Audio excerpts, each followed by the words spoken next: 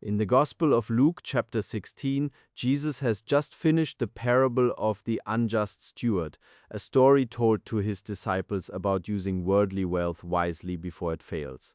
The Pharisees overhear him, and Luke notes plainly that they were lovers of money and they sneered at him. Jesus answers them directly, warning that what is highly esteemed among men is an abomination before God, and that the law and the prophets continue to bind the conscience even now that the kingdom is proclaimed. It is in this setting, addressed to men who trusted their wealth and their status as keepers of Moses, that Jesus tells the story of the rich man and Lazarus. The verse reads, "There was a certain rich man which was clothed in purple and fine linen and fared sumptuously every day." Socinus read this opening line, and the parable that follows it, first as a parable, a teaching form borrowed from common Jewish speech about the dead, not a geography lesson about the unseen world. The rich man in purple, the beggar Lazarus at his gate, Abraham's bosom, the flame, the great gulf fixed between them, these are the furnishings of popular imagination that Jesus takes up to press home a moral point to men who already accepted such pictures, much as a teacher borrows an opponent's own terms to corner him. The force of the story does not rest on whether departed souls literally converse across a chasm. It rests on Abraham's final answer that the brothers still have Moses and the prophets, and that a man who will not listen to them will not be won over even by someone risen from the dead.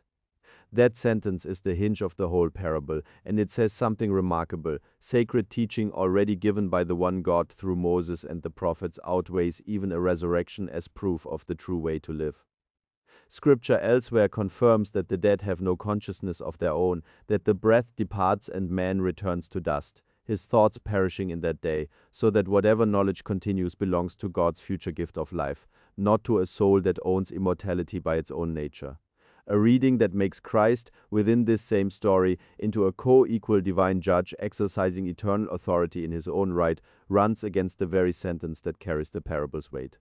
It is not Christ who speaks as sovereign judge in the story at all, but Abraham, appealing back to Moses and the prophets, the writings of the one God of Israel. And when the parable gestures toward a rising from the dead as a possible but insufficient sign, it anticipates precisely what happens afterward to Jesus himself. And Scripture is careful to say who acted upon whom in that event. God raised him on the third day and gave him power in heaven and earth, exalting him because of his obedience even unto death on a cross. Acts records the same order plainly. God has appointed a day in which he will judge the world in righteousness by a man whom he has ordained, and he has given assurance of this to everyone by raising that man from the dead. The judge is a man ordained and raised by God, not God's own equal exercising authority underived. Paul states the same shape of things to Timothy. One God stands over all, and a single mediator bridges God and mankind, himself a man, Christ Jesus, language that places the mediator plainly on the human side of the account, standing between God and men rather than merging into the divine essence itself.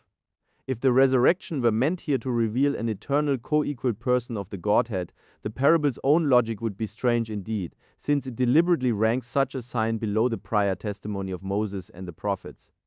But if the resurrection is what the apostles preach it to be, God's own act of vindication and reward upon a faithful and obedient man, then the ranking makes perfect sense.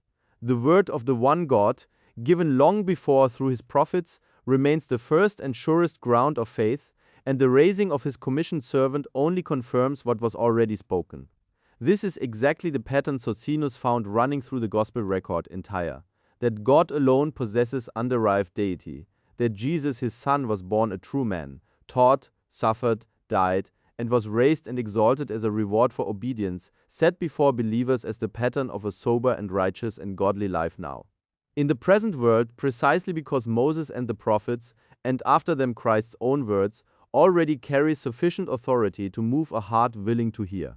Read this way, the story of the rich man and Lazarus stops being evidence for a triune inner life of God and becomes what its own final line insists that it is: a summons to mercy and repentance grounded in Scripture already given, addressed to men who loved money more than the poor at their gate, and answered fully by the one God who commissioned, raised, and exalted his obedient Son as mediator and living pattern for all who would follow him. In closing, I want to encourage you, examine for yourself, search diligently, read the scriptures with an open and rational mind. Socinianism does not rest on tradition or church authority, but on the conviction that God's truth is rational, clear, and morally sublime.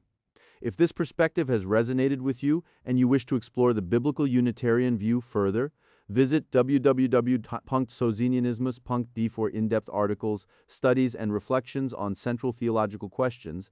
If this video has been helpful, please support this work with a like and subscribe to the channel so you never miss another contribution on the unity of God, the teaching of Jesus, and the rational interpretation of Scripture. Until the next video,